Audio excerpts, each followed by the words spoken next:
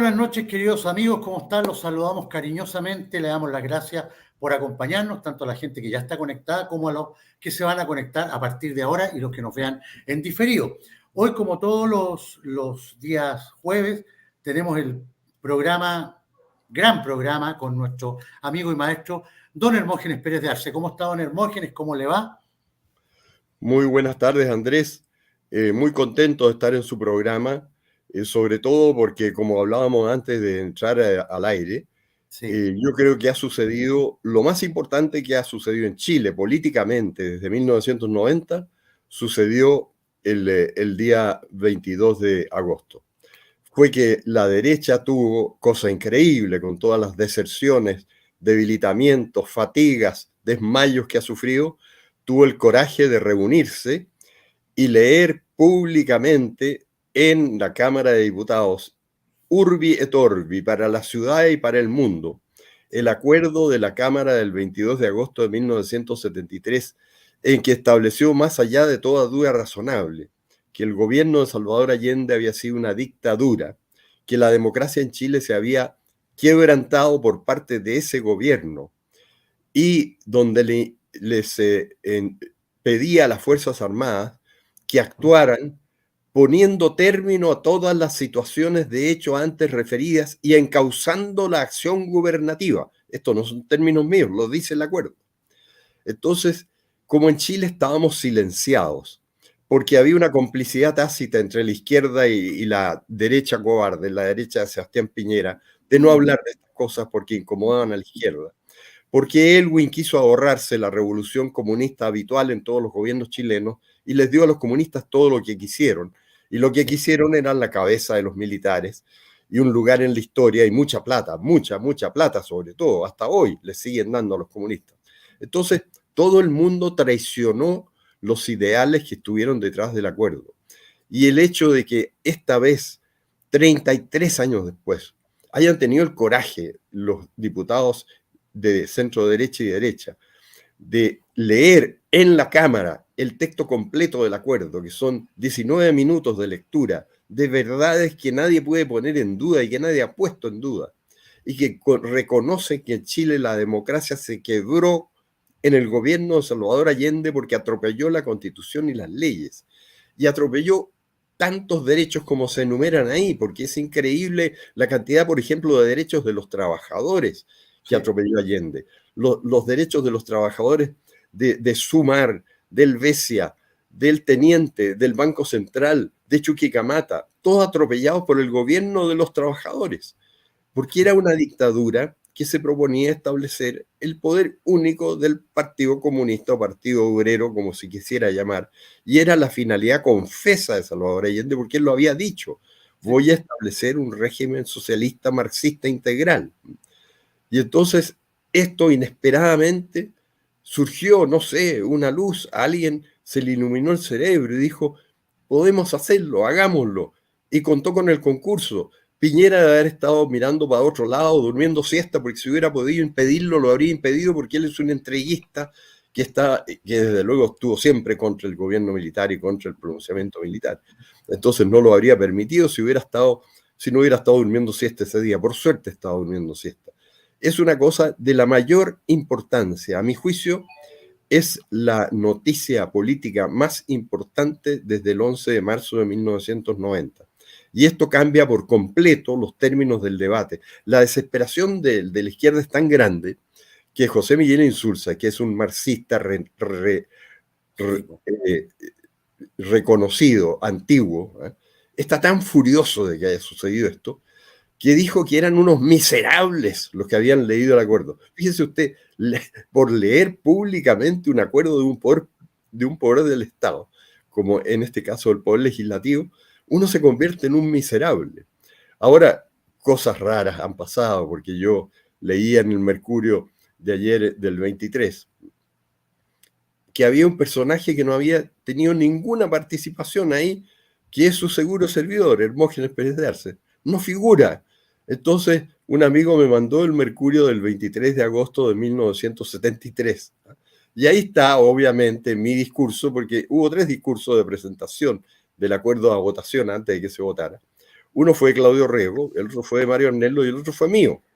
Es que cada uno asumió materias del acuerdo para defenderlo ante la Cámara. Y entonces aparece publicado en el Mercurio de 23 de agosto de 1973 mi discurso completo, con todos los detalles de lo que dije en la Cámara ese día. Pero en la edición del Mercurio de 23 de agosto de 2023 no existí. Ahora, este acuerdo fue una cosa realmente milagrosa que se produjo en Chile, porque se lo debemos a una sola persona. Porque así como el descubrimiento de América se le debe a Colón, porque Colón, cuando se sentaba a mirar los barcos acercarse a la costa, él se daba cuenta de que primero aparecían las primeras velas y después aparecía el casco del barco. Entonces de ahí concluyó que la Tierra era redonda. Él lo concluyó empíricamente. Bueno, aquí en este caso hubo una persona, y solo una, a la cual se le ocurrió que la manera de poner término a la dictadura de Allende era declarando su inconstitucionalidad y llamando a las Fuerzas Armadas, porque era la única manera de poner término a esta dictadura, a poner término al gobierno de Allende. Y se le ocurrió a Enrique Ortúzar Escobar. Y él me llamó a mí, que yo era un diputado bisoño sin mucha experiencia, no había hecho nada de particular, pero él me dijo que me llamaba a mí porque él había usado un programa diario que yo tenía donde denunciaba las cosas que hacía Allende que eran ilegales e inconstitucionales, todos los días en la radio Agricultura. Y él me dijo, yo tu programa lo usé como referencia para ir reuniendo todas las ilegalidades e inconstitucionalidades, y por eso te quiero convidar a la primera reunión para conversarlo con el senador Francisco Bulnes. Y fuimos en julio del 73 a la oficina de Bulnes. A mí me sorprendió bastante esta idea de Enrique Ortúzar, la encontré bastante aguda. Y él dijo, pero es que hay un artículo en la Constitución que autoriza esto, y es el artículo 39, dice, la Cámara puede adoptar acuerdos y comunicárselo al presidente de la República, el presidente tiene que contestar. Entonces la Cámara puede reunirse y decirle, oye, usted se está saliendo de la Constitución y las leyes. Entonces nos gustó la idea y quedamos de reunirnos una semana después, cada uno llevando un texto, una propuesta. El único que hizo el trabajo, la verdad, es que fue Enrique Ortúzar. Él llegó a la semana siguiente con el acuerdo listo, era el mismo. Sí, después se le introdujeron nada más que ligeras modificaciones.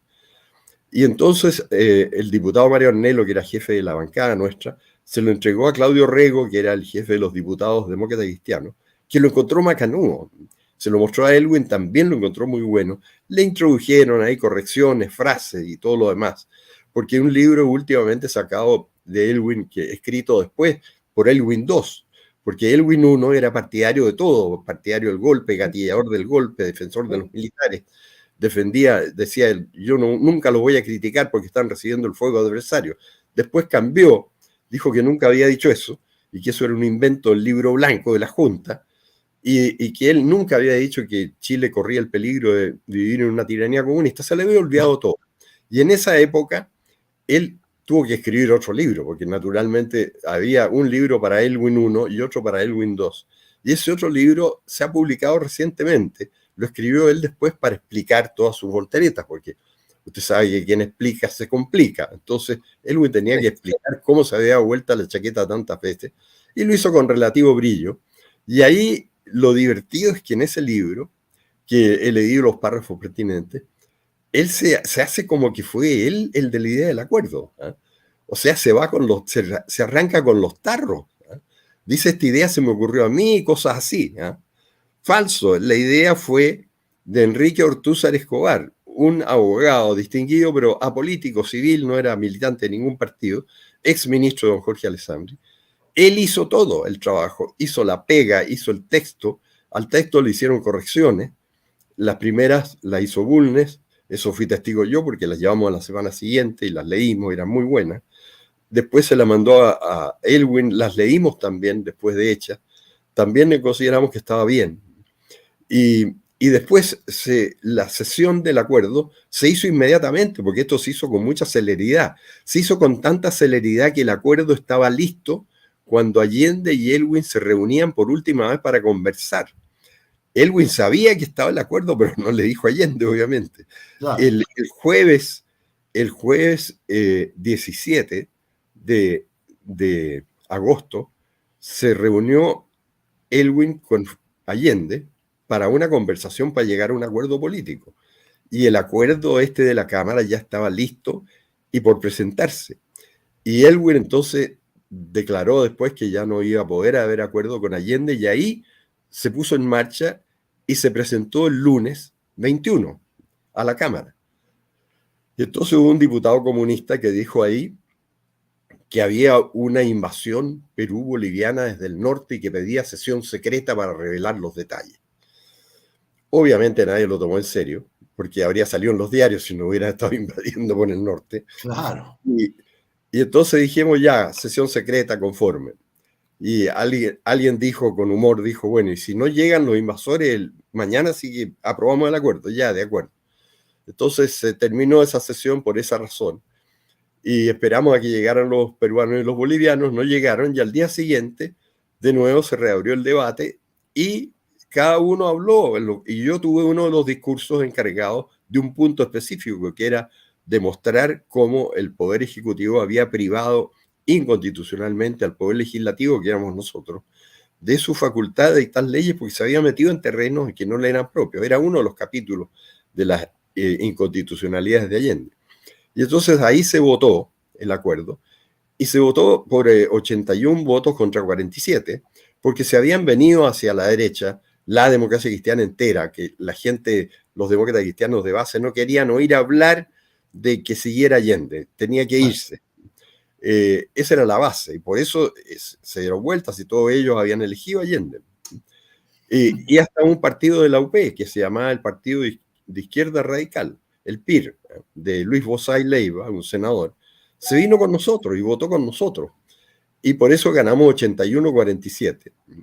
Y se le comunicó a Allende, y Allende, que sabía leer y entendía lo que leía, dijo, esto es un intento de golpe de Estado, de que yo pierda mis facultades como presidente de la República, y lo rechazo. Es una cosa sediciosa, y que era efectivamente había una frase concreta que decía que le pedía a las Fuerzas Armadas poner término a todas las situaciones de hecho antes referidas y reencauzar la acción del gobierno. Eso se lo pedía a las Fuerzas Armadas. ¿Cómo reencauzan la acción del gobierno las Fuerzas Armadas si no es tomándose el poder? Obviamente, ¿cómo gobierna usted? Tomándome el gobierno, obvio. Bueno, hay una cosa pintoresca a este respecto, que lo oí el otro día, que estaba con mucha tos, muy enfermo, me dediqué a oír radio, y oí a la Lucía Santa Cruz en un programa con el rector Peña, defendiendo posiciones de izquierda, naturalmente. Y la Lucía Santa Cruz le dijo al rector Peña, oye, yo estaba en Estados Unidos, en Gran Bretaña, en agosto del 73, y yo era historiadora, me había recibido historiadora, y me llamó hablé con un ministro inglés, y me dijo, pero si el acuerdo de la Cámara es un golpe de Estado, me dijo, llama a las Fuerzas Armadas a tomarse el poder. Sí. Y los chilenos pretendían que no decía eso. No, pues sí lo decía clarísimamente. Decía poner término a todas las situaciones de hecho inconstitucionales antes referidas y reencauzar la acción del gobierno. Y eso se lo decía. ¿Por qué se lo podía decir? Porque Allende había incurrido en lo que en definitiva fue un error histórico, que fue nombrar ministros a los comandantes en jefe. Él creyó que con eso se ganaba la lealtad de ellos, porque además eran partidarios de él. Los comandantes en jefe eran Prats, que era partidario de él, el de la Armada, ¿cómo se llama? Álvarez, no me acuerdo del apellido, el de la aviación no, y por eso Allende le pidió la renuncia después, que era Ruiz Dañao, sin saber que iba a sucederlo uno más duro que Ruiz Dañao, que era Gustavo Lee. Gustavo Y Lee, el de claro. Carabineros era Sepúlveda Galindo, que era partidario de él también. Entonces Allende había creído con su muñeca que tenía el concurso de las Fuerzas Armadas. Pero eso sirvió para justificar constitucionalmente el acuerdo, porque el artículo 39 autoriza entonces pedirle cosas al presidente y los ministros. Y eso es lo que estábamos haciendo nosotros. Y le pedíamos a los ministros que se hicieran cargo de esto. Y los ministros que eran comandantes y jefes de las Fuerzas Armadas. Entonces, era claro, decía la Lucía Santa Cruz, que el ministro inglés le había dicho, pero si esto es un llamado a las Fuerzas Armadas a tomarse el gobierno. Bueno, muchos chilenos no se dieron cuenta, pero obviamente los que leímos el acuerdo muchas veces, por todas las reuniones que tuvimos, supimos que era eso. Y se demoraron 20 días las Fuerzas Armadas en acudir al llamado, digamos, de los civiles. Ahora eso es teorizando un poco, porque en la práctica todos sabemos cómo sucedieron las cosas. Todos sabemos que si Merino no hubiera tomado una decisión, esto podría haberse dilatado meses, Sí. o años tal vez, o no haber pasado. Bueno, haber pasado. Porque el 9 de septiembre, domingo, Salvador Allende convocó al general Pinochet, que ya había sucedido a Prats por el episodio que todos sabemos de la costanera, en fin, que le disparó a un auto, casi lo Sí. lincharon, renunció Sí. en medio de una crisis nerviosa. Allende nombró a Pinochet y lo llamó a Tomás Moro, a su mansión de Tomás Moro, y ahí le dijo que él pensaba convocar a un plebiscito. Esto lo dice Pinochet en uno de sus libros autobiográficos. No me acuerdo si Camino Recorrido o El Día Decisivo. Y Pinochet le dijo, sí, eso sería muy bueno, le dijo, porque va a descomprimir la situación. O sea, Pinochet no estaba pensando en una acción inmediata tampoco. No. Porque la respuesta era esa, sí, eso va a descomprimir la situación, hágalo. Y Pinochet se fue a su casa y en la tarde había convidado a Gustavo Lee a un té de cumpleaños de una hija y le llegó un papel de Merino, que era en realidad el golpe de Estado. Ese papel era el golpe de Estado. Merino decía, el día D es el 11, martes, la hora H, las 6 de la mañana. La Armada va a proceder con todos sus efectivos. Les ruego a ustedes dos firmar en conformidad y si no están de acuerdo, poner al anverso del papel las razones por las cuales no están de acuerdo. Pero si no estamos todos de acuerdo, esto va a terminar muy mal. O sea, era un ultimátum.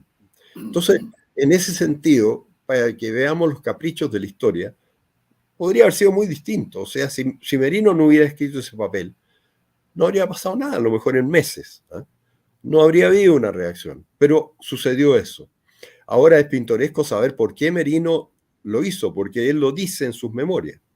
Dice que lo decisivo para él fue que la Armada estaba siendo infiltrada por la extrema izquierda y concretamente por un joven guerrillero y su secretario llamado Óscar Guillermo Garretón, que ahora es un hombre de negocios muy respetable, casi de derecha, si no fuera porque dice sandeces de izquierda de vez en cuando, pero para todos sus actores es un hombre de derecha y bastante ecuánime. Óscar Guillermo Garretón, que andaba con metralleta en ese tiempo, era de los extremos. Y él se había reunido con marinos para degollar a los oficiales, tomarse los barcos y dar un golpe de Estado a ellos. Y Merino los había pillado. Y entonces había pillado que estaba este Garretón y había pedido que lo detuvieran. Y los detectives le decían que no lo podían encontrar. Y Merino estaba viendo la televisión el domingo 9 de septiembre y ve que en pantalla, en Estado Nacional, de Televisión Nacional, aparece complaciente, recién bañado y opinante, y libre y tranquilo, Óscar Guillermo Garretón opinando del futuro del país y de todas las cosas. Y dice, pero ¿cómo? Si este tipo está detenido y no lo pueden encontrar, está ordenado detener y no lo pueden encontrar. Entonces dice que él ahí resolvió que esto no tenía solución y que si no procedían ellos, Allende se iba a tomar el poder. Y porque estaba infiltrando a las Fuerzas Armadas y era impune y no detenía a los culpables. Entonces, él dice que en ese momento él decidió lo del papelito y lo mandó. Si el papelito era bastante informal, no tenía una calidad especial de papel ni nada, era un papelucho. Y se lo metió en un calcetín el almirante Guido Duro para que no se lo pillaran y se vino a Santiago y se lo entregó en la tarde a Lee y a Pinochet y los dos firmaron. Y el caso después el general Mendoza se arregló a través de un carabinero que era muy partidario de actuar, que se llamaba el general Giovanni, que arregló todo en carabineros para que Sepúlveda Galindo, que era partidario de Allende, fuera sustituido por el general Mendoza. Entonces, de hecho, estaba la junta hecha por Allende. ¿Por qué hizo Allende la junta? Porque nombró a los comandantes en jefe ministros. Los comandantes en jefe eran partidarios de él, pero eran ministros. Entonces tuvieron que designar subrogantes. ¿Y quiénes fueron los subrogantes? Augusto Pinochet, José Toribio Merino, Gustavo Lee y César Mendoza Durán. Sí. Entonces, en el fondo, el que constituyó la Junta fue Allende con sus acciones, que él llamaba muñeca todo esto.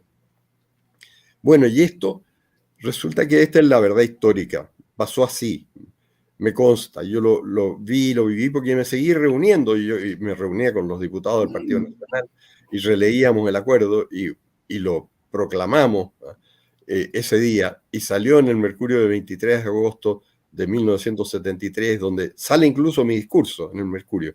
Pero en el Mercurio de 23 de agosto de 2023 no desaparezco yo, no figuro. No figura. No sé por qué razón, no me importa, no le guardo rencor al Mercurio por sacarme del equipo, porque muchas veces como futbolista me sacaban del equipo y me daba mucha rabia, pero no me importaba, no guardaba rencores, no hard feelings. Me sacó el Mercurio de todo esto, pero la verdad es que si hay un tipo que sabe qué pasó con el acuerdo, soy yo. Sí, claro, Porque fue el primero que llamó Enrique Ortúzar, que fue el autor de la idea y el autor del acuerdo. Y el acuerdo de Enrique Ortúzar no se lo reconoce en ningún diario de ayer aquí en Chile. Él es el de la idea. Él es el del huevo Colón. O sea, a Colón se le ocurrió que América tenía que existir porque el mundo era redondo y nadie le creyó. Y él hizo la prueba del huevo con Colón y dijo, ve que se pueden hacer las cosas. Bueno, ese fue en este caso Enrique Ortúzar. Y nadie le reconoció el mérito. Bueno, yo se lo reconozco y lo reitero porque es una persona a la cual el país le debe mucho. Entonces, lo notable de todo esto, lo más notable, querido Andrés, es que llega a 1990 y Elwin se rinde a los comunistas. Con toda razón, porque los comunistas a todos los presidentes les hacen revoluciones y los quieren votar. Sí, claro. Entonces Elwin descubrió que un modo barato de evitarse eso era darle a los comunistas todo lo que querían. ¿Y qué hizo? Se dio vuelta la chaqueta. Dijo así, no, si a ustedes le han atropellado todos sus derechos, ustedes son unos niños buenos que quisieron hacer mucho bien a Chile y unos militares malos se lo impidieron. Entonces los vamos a castigar, ¿qué les parece? Pero estupendo, dijeron los comunistas. Formemos una comisión para castigar a los militares, formémosla y todos felices. ¿Ah?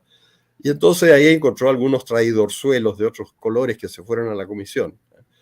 Y se dedicaron a investigar a los militares cuando los militares lo único que habían hecho cuando se produjo el 11 de septiembre del 73, era en la manera en que podían hacerse cargo de un país que era un país digno de irse a la basura, porque era un país que estaba arruinado, Totalmente. estaba cayendo al 6%, cayendo 6% el 73, con la inflación más alta del mundo en ese momento, con un desorden social tremendo, con violencia en que mataban gente, habían matado al teniente Lacarampete el día anterior con un balazo en la cabeza, porque los guerrilleros andaban como Pedro por su casa, era como ahora en las calles, porque estaban en el poder los guerrilleros. Lo divertido es que el que mató al teniente Lacarampete se benefició después de la amnistía, y el 78 salió libre, gracias a la ley de amnistía, que no se le aplica a los militares, pero a los asesinos sí. Bueno, y entonces resulta que todo esto que hicieron los militares en la medida en que podían. Piense usted, ¿qué habría hecho usted si hubiera sido miembro de la Junta y se encuentra con un país en ese estado? De grandes decisiones. ¿Cómo negociar la deuda externa que estaba en mora porque no la pagaba Allende? ¿Qué hacer con la inflación? ¿Cómo arreglo esto? Era como Milei en Argentina. Sí. Pero peor, porque acá además la guerrilla estaba en el poder. O sea, los guerrilleros están tomando el país. Entonces, primero que todo, hubo que combatir a los guerrilleros, que fue una lucha corta y con muy pocas víctimas, porque cayeron 1.200, según el informe Rettig, 1.261 entre el 11 de septiembre y el 31 de diciembre. Ahí se acabó la lucha armada en Chile. Se pacificó el país. Se produjo el 55% de todos los muertos de los 17 años. Después eran unos pocos que caían cuando se armó el Frente Manuel Rodríguez, sobre todo en los 80, porque la guerrilla siguió. Si Chile era contra el mundo comunista solo, ¿eh? Y contando siempre, porque siempre los habitantes de estos países debemos contar con la deslealtad de Estados Unidos y de Europa. Son los países más desleales que hay con los gobiernos que procuran establecer la libertad en nuestros países. No confiar en los norteamericanos ni en los europeos. Te traicionan, te clavan el puñal en la espalda apenas pueden. ¿Por qué? Por unos pocos votos demócratas en algún estado por allá. Y entonces ahí vino la enmienda Kennedy, que nos castigaron nos dejaron de vender armas por Sí, haber impedido que Allende consumara su revolución comunista. ¿Se da cuenta lo que hicieron los norteamericanos?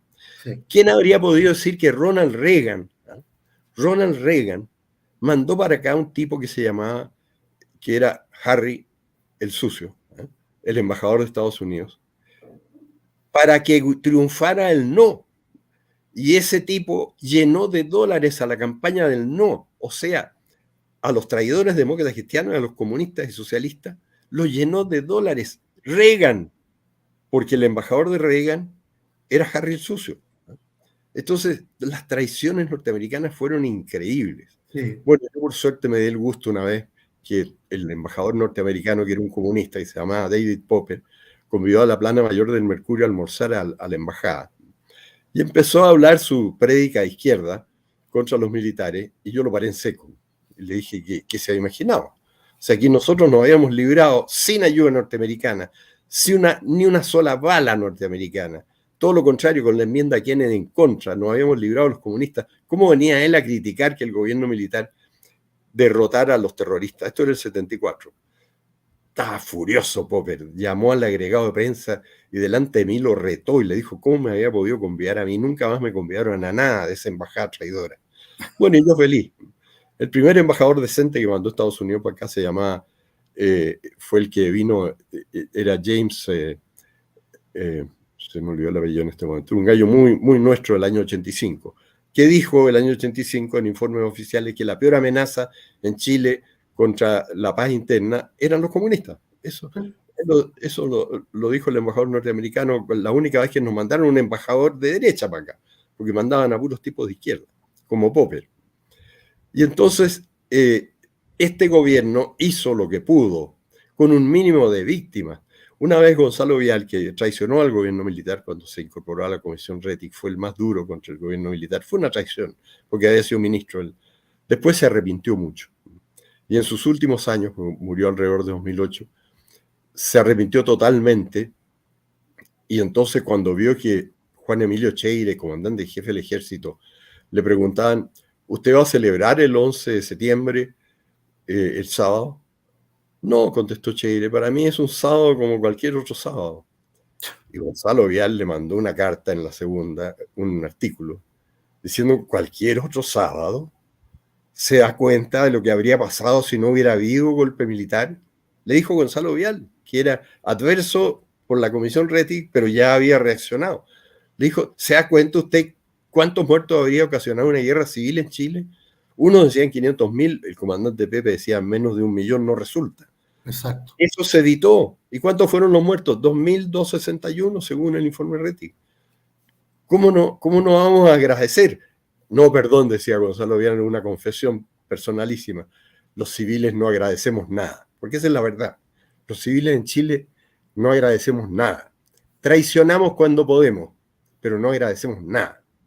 Y aquí a los militares los tenemos en este momento metidos presos, 300 presos políticos, juicios vergonzosos. Tenemos una pila de jueces sinvergüenza que están todos presos porque atropellan las leyes todos los días y le sacan plata al Estado en cantidades escandalosas para premiar a los terroristas. Eso solo pasa en Chile.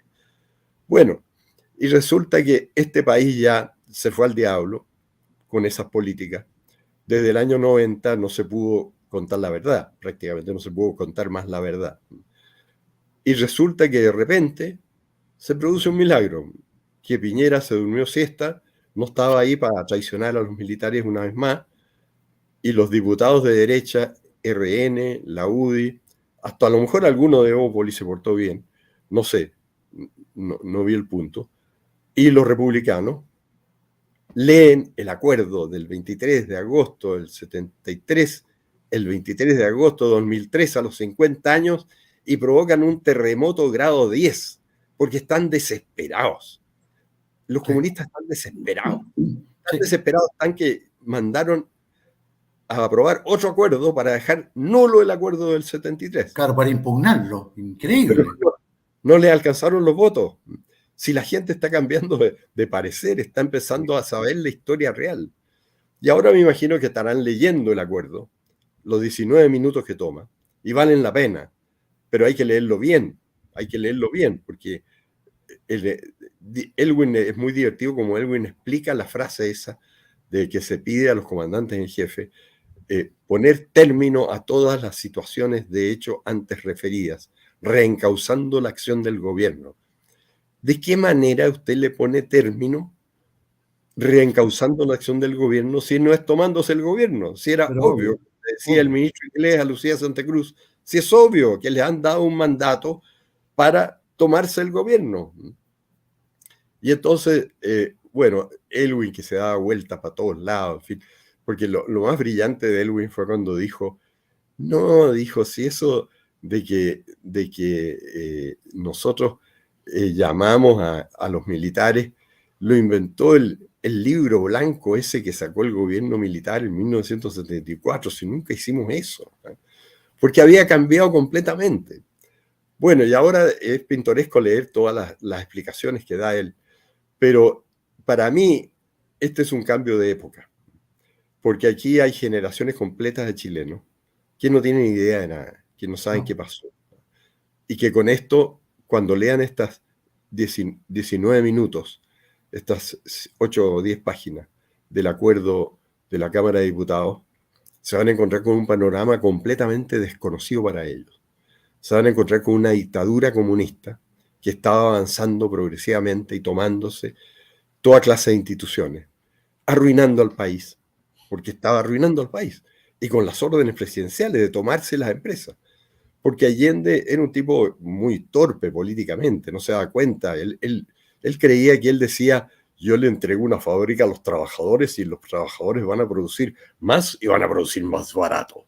¿Cómo no? Le entregaba la fábrica a los trabajadores y los trabajadores se repartían los refrigeradores de la fábrica para venderlos ellos con aviso económico en el Mercurio, porque la vida es así, si el ser humano es así. El ser humano, ¿por qué es lo que vela? Primero que todo, por sí mismo, pues. Sí, eso lo dice el Evangelio de hoy, que lo acabo de leer. Lo más importante es amar a Dios sobre todas las cosas, que eso nunca he sabido bien cómo hacerlo porque no lo conozco bien a Dios. Y segundo, amar al prójimo como a ti mismo, porque el ser humano no hay nada que ame más que a sí mismo. Claro. Entonces, decirle a los trabajadores que no se amen a sí mismos, sino que amen al prójimo y produzcan sin quedarse ellos con la parte del león, era una tontería, ¿no? Y Allende lo hizo y arruinó al país. Entonces la gente estaba desesperada porque no tenía cosas, no encontraba nada. A todo esto una cosa muy pintoresca. Salió ayer en el Mercurio también. El Mercurio del 23 de agosto es memorable por todas estas cosas. No solo por haberme suprimido a mí de la historia, que no me importa tampoco. No, nunca he querido figurar en la historia, sino que por otros que lo hagan. Yo no quiero hacerlo. El Mercurio publicó ayer que un economista de izquierda, que es tremendamente de izquierda, que se llama Patricio Meller, descubrió que el país había avanzado mucho más durante el UP que en el gobierno militar. Entonces dijo, era mucho mejor gobierno el UP que el gobierno militar. Aumentó el gasto social en salud, aumentó el gasto social en educación. Bueno, resulta que el gobierno del UP dejó a Chile último en América Latina, el 73. Y sin embargo, era mejor que el gobierno militar que lo dejó primero en 1990. Entonces, oiga, pero si estos tipos, una de las cosas que más les molesta a ellos es que al gobierno de Allende el acuerdo lo condena por las torturas, porque obviamente la derecha no tenía guerrilla, entonces no podían escudarse en que estaban evitando atentados de la guerrilla de derecha para torturar a los presos. Los torturaban porque sí, y los torturaban y las torturas aparecían en el Mercurio. Si las torturas a Juan Luis Sosa, que era compañero mío en la Cámara de Diputados, se la hizo el segundo de investigaciones, que se llama Carlos Toro, un comunista que no lo pudieron designar en ningún cargo bueno, no le han dado algo de la plata que les repartió Elwin. Porque quedó como torturador, porque lo torturó en el sillón de investigaciones de Rancagua, que estaba instalado hace ya muchos años, porque aquí toda la vida le han aplicado electricidad a los reos, toda la vida. Si eso lo sabíamos en la Escuela de Derecho, todo el mundo lo decía. La parrilla eléctrica y todas esas cosas se comentaban los alumnos de la clase de Derecho. Entonces, que nos vinieran a contar ahora que los militares habían inventado la tortura cuando Allende torturaba y salía en el Mercurio, y Allende no hacía nada, porque no le pidió la renuncia al subdirector Carlos Toro, comunista torturador, sino que lo dejó en su cargo. Le confirmó lo bien que había hecho de torturar a Osa, que lo tuvo media hora y que se le cayó hasta el pelo al pobre Osa, porque relató en el Mercurio todo esto, salió publicado en el Mercurio y Allende no dijo nada, porque era un fresco Allende en el fondo. En el fondo Allende era un petimetre, esa es la palabra que mejor le viene, un petimetre, un tipo elegante que le gustaba darse buenos gustos. La firma Sí. Pellegrino Cariola le tenía que mandar un cajón de whisky todos los meses a su casa, y del mejor whisky, creo que era Chivas Regal. Eso me lo contó un gerente de Pellegrino Cariola en el tenis del Country Club un día. Me lo dijo, yo le he encargado de llevarle al Chicho el cajón de whisky toda la semana. Esa era la forma como se entendían con los políticos. Bueno, y entonces ahora resulta que les pasa que tienen que ver lo que efectivamente sucedió en Chile durante el UP y no hayan qué hacer. Yo encontré fantástico que Insulza estuvo amenazador en su discurso, brillante discurso, dijo, son unos miserables. ¿Cómo se les ha ocurrido revelar esto en esta fecha? Es una cosa que no tiene nombre. Y después hubo un diputado Winter que habla muy bien, que dijo un discursazo también en contra del acuerdo de la Cámara de haberlo revelado. Y los pobres chilenitos que no leen nada, no entienden nada, porque no entienden lo que leen el 80%. Primera vez que se enteran de algo. Entonces, dense el trabajo, por favor. Llegó la oportunidad. Está el acuerdo, está publicado. Si no lo encuentran en ninguna parte, está en mi blog, blogdehermogenes.blogspot.com. En el blog de hace 2 entradas, ahí está el acuerdo de la Cámara completo. Porque yo descubrí que nadie lo quería publicar. Aparte de que lo leyeron en la Cámara, sí, pero ahí hay que conseguirse las actas de la Cámara y todo. El acuerdo dice todo, y eso no había pasado en 33 años en Chile. Sí. Estábamos en la nebulosa sobre Allende. Todos creían que Allende era un mártir de la democracia, que se había jugado por los ideales de la libertad personal, y era un tipo que se dedicó a organizar la guerrilla armada para dar un golpe de Estado y quedarse en el poder para siempre, porque eso era lo que le gustaba. Y me llegó también la publicación del Nouvel Observateur de París, de 17 de septiembre de 1973, donde está la última entrevista que le dio Allende a Regis Debray, un periodista y guerrillero de extrema izquierda, donde le dice, y tengo el recorte ahí, ya tengo la fotocopia, le dice, esto fue una carrera contra el tiempo. Hubo que armar a todos los movimientos militares de los partidos de la Unidad Popular. Y fue una carrera contra el tiempo, como diciendo, lo hicimos, estamos listos. O sea, él creía que estaba listo, sí, porque él tenía a los comandantes en jefe en el ministerio y eran partidarios de él. Tenía la guerrilla armada lista. ¿Y qué iban a hacer? El 19 de septiembre se consagraba que Allende seguía indefinidamente. ¿Y quién iba a decir que no? Si las Fuerzas Armadas estaban con él y la guerrilla armada estaba con él. Él, como era un petimetre superficial, no sabía las grandes corrientes, los grandes movimientos de la historia, no sabía que había un Enrique Ortúzar Escobar, no sabía lo que se le había ocurrido a Enrique Ortúzar Escobar. Gente más astuta que él, que no era difícil, porque no era astuto, no se daba cuenta de nada, no cachaba nada. Es un tipo tan imbécil que creía que si le daba la fábrica a los trabajadores iban a producir más barato y más abundante. Creía que funcionaba así el mundo. Y entonces pasó lo que tenía que pasar. Y lo que tenemos aquí es una obligación, y alguna vez se cumplirá, es rendirle un tributo a las Fuerzas Armadas por lo que hicieron en el gobierno. Nos dejaron primero en América Latina, nos dejaron como protagonistas de un milagro económico, combatieron contra un cohecho desenfrenado de los traidores norteamericanos y europeos occidentales que le dieron plata a la campaña del no en 1988, porque si no, no ganan tampoco, pero con esa millonada que les dio Harry el Sucio, en el Endowment for Democracy, porque era todo lo contrario de Endowment for Democracy, era endowment para los comunistas y socialistas, eso, para que se quedaran con el poder, que fue lo que hicieron. Si no estamos gobernados por ellos, dejémonos de cosas. Si estamos igual que hace 50 años, Si ahora lo que nos falta es otro Enrique Ortúzar, que saque a este merluzo de la moneda porque está liquidando el país. Sí, Bueno, como no tengo visión en el futuro, no sé qué va a pasar. Yo soy partidario de que el Senado use sus atribuciones y lo destituya. así Pero ya es. lo he dicho muchas veces. Así que estoy Don muy Hermógenes, contento, querido sí, Andrés, porque se ha producido la noticia más importante de los últimos 33 años. El país está perplejo, no sabe qué hacer. sí, Como no entiende bien lo que lee, no ha leído el acuerdo, pero sabe que algo pasó. Insulsa que se da cuenta de todo, porque si ellos ve debajo del agua, dice que son unos canallas y unos miserables. Han revelado la verdad a Chile. ¿Cómo se le ocurre a la gente decirle la verdad a Chile? Qué barbaridad más grande. Y el otro, Wilson, que se llama el orador de la Cámara, una perorata espectacular. ¿Para qué? Para defender lo indefendible. ¿Ah? Para decir que los militares no debían destituir al dictador comunista que ya creía que lo había hecho todo.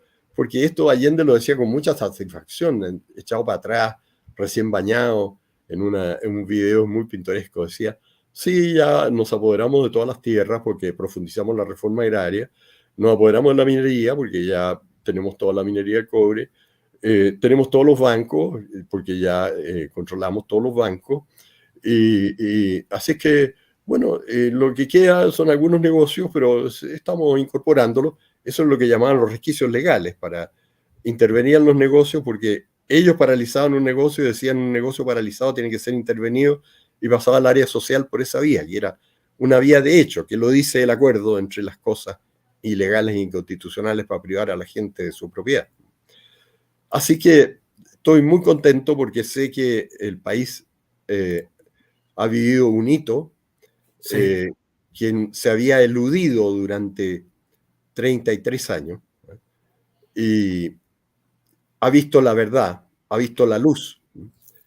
Está un poco enceguecido todavía, la opinión pública no sabe bien, sí, no pero yo sabe. confío mucho en las personas que votaron obligadas y que derrotaron al merluzo en septiembre y que eligieron a los republicanos, que lo malo es que Cast se pasó a la prueba, pero lo eligieron para oponerse a la trampa constitucional en que están metidos. Y yo creo Sí, que esto va a salir bien gracias a esa gente, a esos, no sé si son 4 o 5 millones más que son apolíticos, pero tienen sentido común.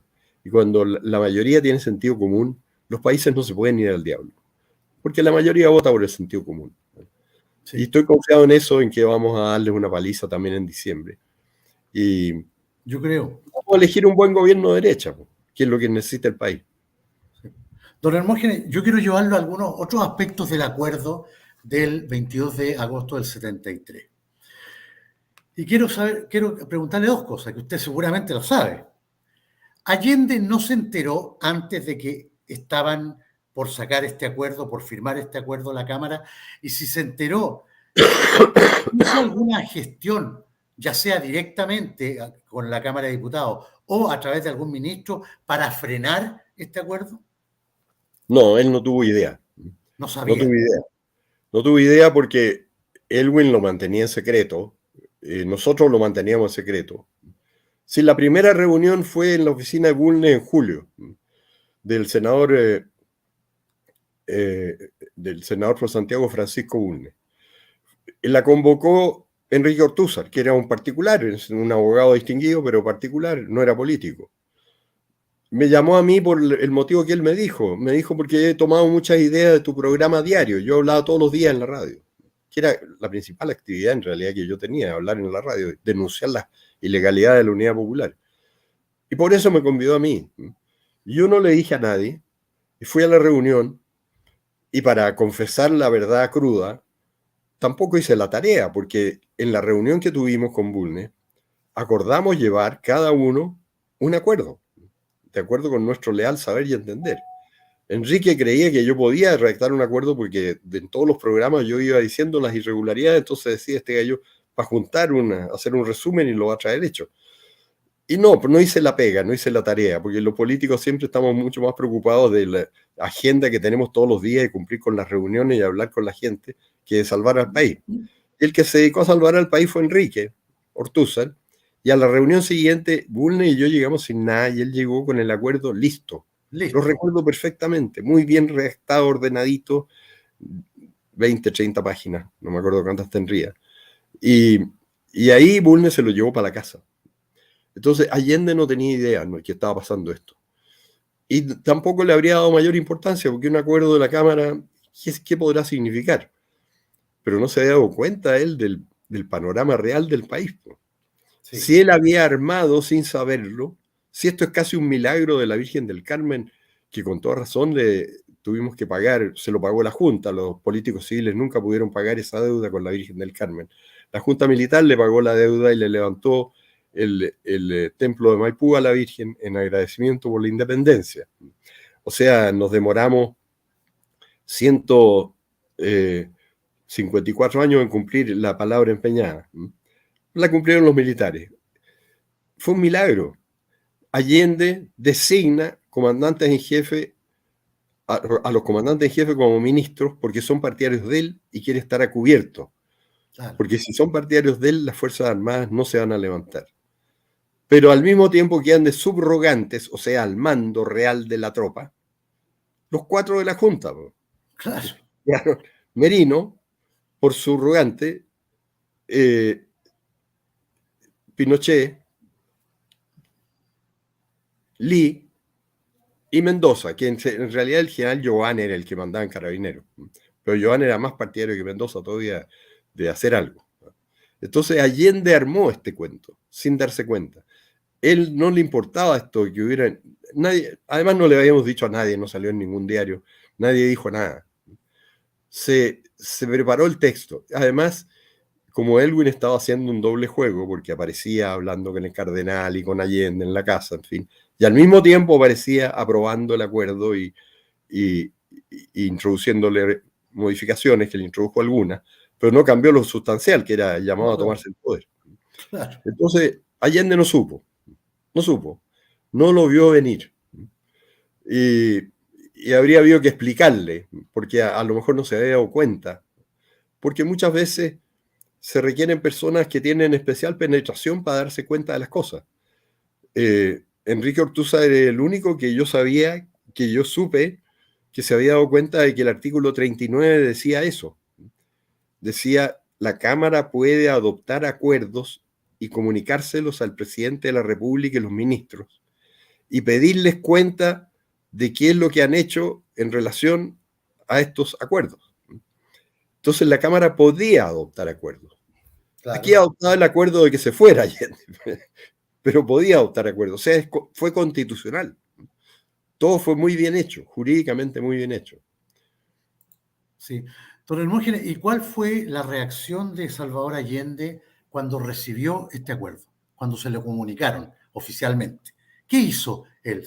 ¿Con quién se Lo contestó comunicó? inmediatamente. Lo contestó inmediatamente y dijo, esto es un golpe de Estado. Ya. Lo cual tenía toda razón. Dijo, esto Sí, es un claro. golpe de Estado. Esto pretende sustituirme a mí en el gobierno. Esto es sedición. No es sedición. La Cámara le estaba pidiendo a los comandantes en jefe, que eran ministros de él, que pusieran término a todas las situaciones de hecho inconstitucionales e ilegales.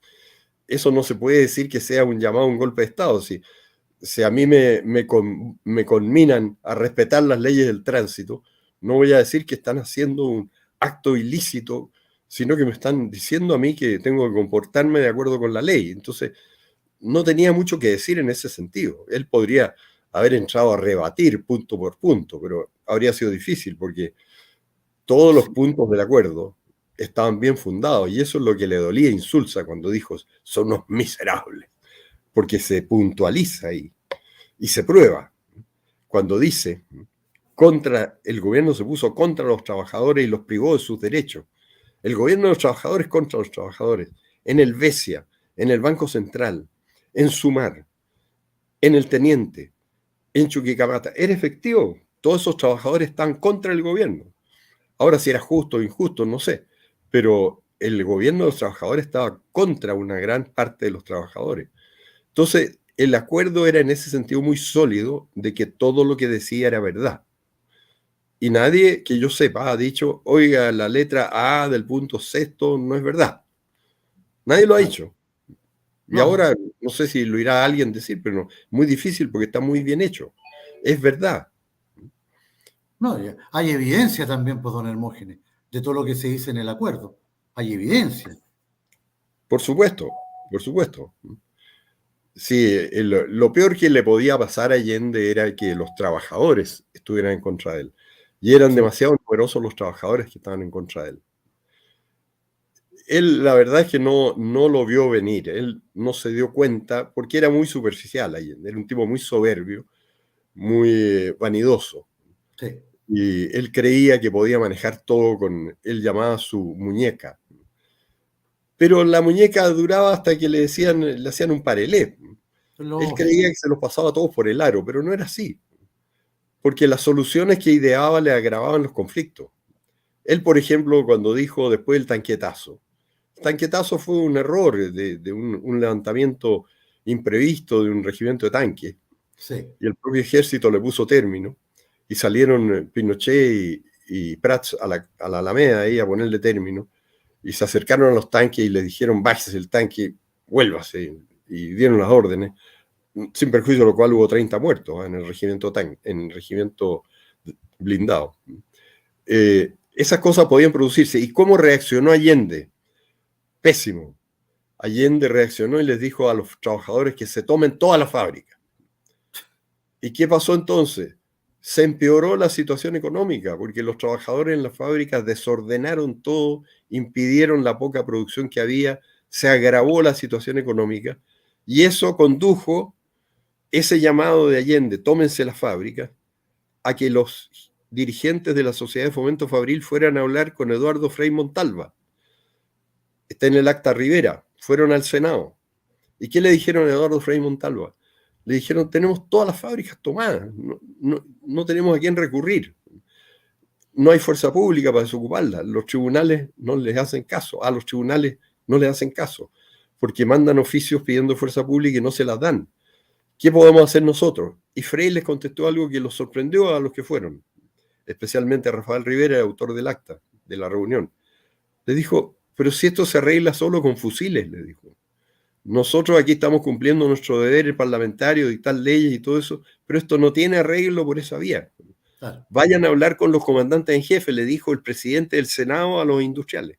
Vayan ahora a hablar con los comandantes en jefe. Y se fueron en una noche fría del 73, caminando por la calle Morandé hasta el Ministerio de Defensa, unas 7 cuadras, y pidieron hablar con los comandantes en jefe, pero ya no estaban, porque eran como las 9 de la noche. Está todo en el acta Rivera. ¿El acta Rivera ha salido en algún diario en estos días? En ninguno, porque no se informa aquí. El acta Rivera, Frei les decía a los empresarios, esto se arregla solo con fusiles. No hablen conmigo porque yo no puedo hacer nada, porque esto sobrepasó ya toda la constitucionalidad y la legalidad. Claro. El otro día les decía Frei ahí en el acta Rivera, vino un general a hablar conmigo a decirme que había hordas que se estaban preparando para invadir los barrios donde yo vivo y que qué podría hacer él. Y yo le contesté, ustedes tienen las bayonetas y no las usan. Eso dijo Frei que le había dicho él a un militar. Ustedes tienen las bayonetas y no las usan. Entonces ese era el temperamento de los demócratas, del máximo demócrata del país. Que después se haya vuelta la chaqueta es otra cosa, pero eso era lo que él decía. Esto solo se arregla con fusiles, ustedes tienen las bayonetas y no las usan, vayan a hablar con los comandantes de jefe. Bueno, entonces, ¿qué más evidencia de que el país no soportaba más esa situación? Ahora, en Chile, lo que pasa es que la gente se da vuelta la chaqueta. Lo estamos viendo todos los días. Todos los días. Hubo un comandante en jefe del ejército que en 2004 declaró, tranquilos comunistas, todo lo malo que ha pasado en Chile es culpa del ejército. Un comandante en jefe del ejército. En 2004, todo lo malo que ha pasado en Chile es responsabilidad del ejército. Dijo, todos los hechos, el ejército asume la responsabilidad, para citarlo textualmente, en todos los hechos punibles, o sea, todos los delitos, Sí, claro. y moralmente reprochables del pasado. El comandante en jefe dice, todos mis soldados de ahora y del pasado son delincuentes, así que perdónenme por favor. Y no lo perdonaron porque además lo quisieron meter preso, pero tuvo la tranquilidad de que le dieron una condena remitida. Claro. Porque igual lo persiguieron injustamente, porque Cheire era secretario del comandante del regimiento de La Serena, donde un oficial enloquecido sacó a 16 presos de la cárcel y los fusiló por sí y ante sí, sin responsabilidad del jefe de la comitiva de Arellano, sin que supiera, sin nada. Y entonces Cheire estaba ahí. Entonces él me ha contado, porque en un almuerzo donde el almirante Pozón me contó, me dijo, si no supimos, si este tipo fue, lo sacó de la cárcel, en compañía de otro oficial que se había reincorporado, que se llamaba Tommy Harris, y los fusiló. No supimos. Bueno, también lo condenaron por eso fusilado, pero con pena remitida, porque a los que traicionan les dan ese beneficio, no van presos. No al preso. Don Hermógenes, antes que nos vayamos, me gustaría tocar el último tema que me parece sumamente relevante, y es el fallo que emitió la Corte Suprema hace un par de días atrás en relación al caso Frey, un caso que estuvo 21 años en tribunales, 21 años, en la cual, de manera vergonzosa, la familia Frey, sobre todo la señora Carmen Frey, insistía en que el padre había sido asesinado, aun cuando habían peritajes tanto en Chile como en el extranjero, diciendo que no había ninguna evidencia de intervención de tercero en la muerte de Frey. Y seguían insistiendo, insistiendo, insistiendo. Evidentemente que aquí había un tema económico detrás, a mí no me cabe la menor duda, ¿eh? Porque toda esta gente siempre busca rédito económico y seguramente no solamente la familia Frey, sino que los abogados, los asesores, todos querían una tajada de este tema. Y la Corte Suprema declara la total inocencia de todos los implicados y declara que no hay ninguna evidencia que pueda demostrar que hubo intervención de terceros en la muerte del expresidente Eduardo Frei Montalva. El problema está en que 3 personas acusadas ya murieron y murieron defendiéndose de la injusticia más grande. ¿Qué le parece, don Hermógenes? El fallo me parece bien, pero ¿qué le parece después de 21 años fallar esto y la insistencia, sobre todo de la señora Carmen Frey, de tratar de forzar un asesinato que nunca existió? Oiga, Andrés, tenga en cuenta una cosa, Sí, que la Corte Suprema se demoró 1 año y medio sí, en decir lo que era evidente. Este es un caso igual a todos los demás que afectan a los militares. Era una prevaricación de los jueces. Hasta la condena del juez Madrid era prevaricación. Y es lo mismo que sucede en todos los casos de los juicios a militares. ¿Por qué se demoró 1 año y medio? Porque creía que podían salirse con la suya, pero les dio vergüenza. Ahí la verdad es que hubo un ministro que sé el nombre y todo, y lo honro al decir que él se preocupó de estudiar el caso a fondo y él sacó la sentencia, porque los otros ministros no eran tan firmes como él en eso. Y él descubrió la verdad. Y eso, si esto era increíble desde un principio, si a usted, a un pariente suyo, usted sospecha que ha sido asesinado y que no murió de causas naturales, ¿usted se demoraría 15 años en denunciarlo? Si aquí la primera denuncia, Frei murió a principios del 82 y la primera denuncia fue el 97. La imagínese. primera vez que dijo la Carmen Frei que al papá lo habían asesinado, el 97. ¿Quién se demora 15 años cuando tiene a su padre que lo han asesinado? Me demoro 15 años en darme cuenta. No, pero si era... al principio, yo estaba en el Mercurio en ese tiempo, me acuerdo que el director del Mercurio, Juan Pablo Illanes, le preguntó al presidente Frei, que estaba en ejercicio en la época, cuando a la Carmen Frei se le ocurrió esto en 97, le preguntó Juan Pablo Illanes a Eduardo Frei, presidente de la República, ¿y qué es esto que dicen que...? Y Frei le contestó, son cosas de la Carmen, le dijo. Nada más. Eso lo contó en una reunión del Mercurio y no pidió secreto, ni reserva, ni nada. Estaba yo presente ahí y tengo el defecto que no se me olvidan las cosas. Dijo, son cosas de la Carmen. Eso era el 97. ¿Cuántos años han pasado? Al 2007, al 2017, al 2023. 26 años más. Es una locura. Dándose vuelta en una cuestión que no tenía ninguna base, nunca la tuvo. Eso es Chile. Eso es la justicia chilena. Es una justicia de izquierda con afanes de lucro, desvergonzada. Todos esos viejos deberían estar presos. sí. Están haciendo todos los días robándole plata al fisco y condenando a personas inocentes. No, si el colmo. Esto era un caso más nomás. Qué Pero horrible.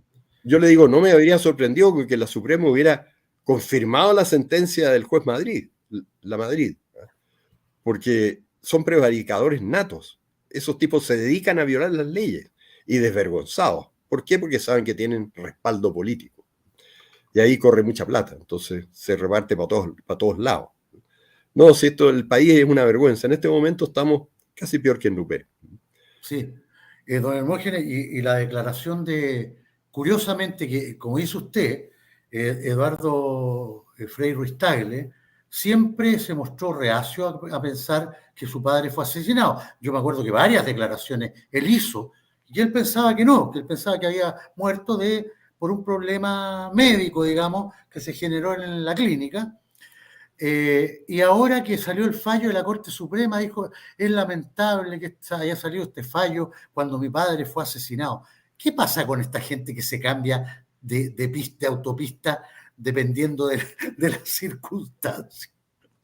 Bueno, no quiero calificarlo, pero es una vergüenza, Sí, porque él hablaba del magnicidio de mi padre.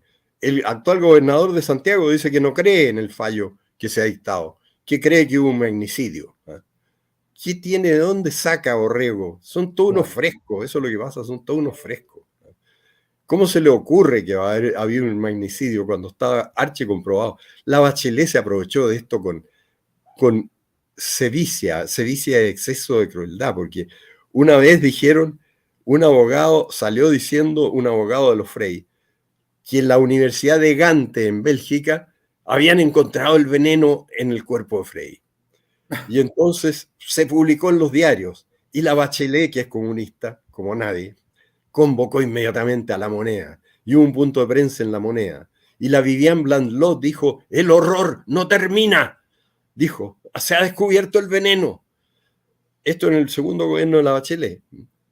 Y Sí, un diario tuvo el ingenio de llamar a la Universidad de Gante, la segunda, como sale en la tarde, y esta era la noticia nacional, el punto de prensa en La Moneda, el horror no termina, la Bachelet se horrorizaba y le caían las lágrimas del magnicidio. A todo esto Lagos había dicho, este magnicidio lo ordenó Augusto Pinochet, textual en la tercera. Todos decían lo mismo. Y llaman a la Universidad de Gante en la segunda y en la Universidad de Gante le dicen, ¿qué? ¿Frey? No, nunca había un informe aquí. Voy a preguntar en todas las oficinas. No, le confirmo, nunca había un informe. Era todo falso, pero sí, po. sirvió para un punto de prensa en La Moneda, titulares, el horror no termina y el pueblo horrorizado de lo que le hicieron al pobre Frey. Si es aquí se inventan las noticias y se miente como en ninguna parte. Don Hay Hermógenes, pueblos más mentirosos que el chileno. sí, don Hermógenes, y yo jamás vi una aclaración, un desmentido de eso, nunca, por parte del gobierno de Bachelet. Nunca. No, pues se lo tuvieron que tragar nomás. Pues si en Sí, la sí, tarde pero la sí, sí. segunda salió diciendo Universidad de Gante niega que haya emitido un informe. Se les vino abajo en el día Claro, todo el edificio de mentira. Se ha qué sido cosa. siempre así en todos los juicios. En el juicio, usted sabe que el juicio que hicieron para eh, desaforar al senador Pinochet está basado en una gran mentira que todos saben que es mentira. Los ministros que lo dictaron, que fueron la mayoría de los ministros de la Corte Suprema, saben que es mentira, que están todos los presos que fueron muertos del 73 vivos, porque ese era el argumento para condenar a Pinochet, que estaban vivos todavía, y que Sí. estaban presos en Punta Peuco con los inculpados de haberlos matado. El fallo de la mayoría de la Corte Suprema, 13 ministros, decía eso. Los muertos del 73 no están muertos, están vivos y están presos en Punta Peuco en manos de sus captores. Y en Chile consideran que es un fallo de derechos humanos. Yo siempre los nombro, ojalá no se me olvide alguno, que eran honrados. Fueron minoría, porque en Chile siempre los honrados somos minoría. Que eran Osvaldo Faúndez Vallejo, que dijo: yo he examinado todo el expediente, 4.000 páginas, y no hay una sola evidencia de culpabilidad del senador Pinochet. Julio Galvez Blanco, que también dijo, inocente. Humberto Álvarez, Orlando Álvarez y Espejo, un ministro Espejo y otro más. 6 dijeron falso, todo esto es falso. ¿Cómo pueden decir que estas personas están vivas desde el año 73 hasta el 2000 y en poder de sus captores? Si en Chile usted puede mentir si tiene amparo oficial, todo lo que quiera y sacar mucha plata. Qué horrible, qué horrible. Bueno, don Hermógenes, le agradezco mucho. Yo sé que usted ha estado un poquito delicado de salud, gracias a Dios se está recuperando. ¿Ah? Así es que le agradezco mucho su gentileza, como siempre, de acompañarnos los días jueves. Pues ya, este programa, don Hermógenes, le voy a contar, este programa ya va a cumplir 2 años y medio. Fíjese usted. Es increíble, es increíble. Me alegro mucho, Andrés. Muchas gracias por convidarme a su programa. Y si usted me convida, nos vemos el próximo jueves. Pero le advierto que hoy día hemos tratado la principal noticia que ha habido en los últimos 33 años. Sí. Es la principal noticia para el país y una buena noticia para el país porque hemos sabido la verdad. Así que lo felicito por su programa y le agradezco que me haya convidado. Nos vemos en una semana. Su presencia, don Hermógenes, siempre tan útil y tan educativa, tan instructiva. A nuestros amigos les digo que yo grabé un video precisamente con el tema del acuerdo de agosto. Les voy a poner ahora en el chat el link para que ustedes, por favor, compártanlo. Ese es un documento, igual que este programa, ese link que les acabo de poner es un documento histórico. Ahí yo explico, leo el acuerdo punto por punto y doy una explicación antes y una explicación después de lo que pasó. Así es que compártanlo, es importante que la gente joven vea esto, es importante que vean este programa y que vean ese video que yo les acabo de mandar con el link. Así es que, nada, les mando un gran abrazo. Mañana estamos a las 8 de la noche en el programa Hablemos de Chile con Pía Marinovich y Juan Lehuede. Les mando un abrazo. Recuerden, compartan este programa y compartan el video, el link que les acabo de mandar por el chat. Cuídense mucho, muchas gracias, muy buenas noches. Que estén bien, queridos amigos. Chao, chao.